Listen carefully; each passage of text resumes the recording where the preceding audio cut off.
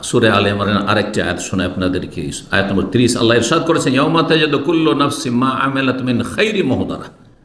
সেই কিয়ামতের দিনকে স্মরণ করো, যেই দিন প্রতিটি ব্যক্তি যা কিছু আমল করেছে, ভালো আমল, মিন খাইরিন, নেকি করেছে, কল্যাণমূলক কাজ করেছে, ভালো কাজ করেছে, আল্লাহ সন্তুষ্টির কাজ করেছে, সেটাকে কি পাবে? মুহদারান, নিজের সামনে হাজির পাবে আমল নামায়।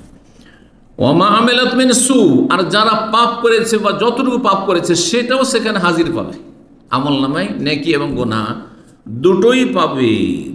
যারা গুনাহগার, পাপিষ্ট, যাদের পাপ বেশি, গুনাহ বেশি, জাহান্নামের সম্মুখীন, আযাবের সম্মুখীন হতে যাচ্ছে।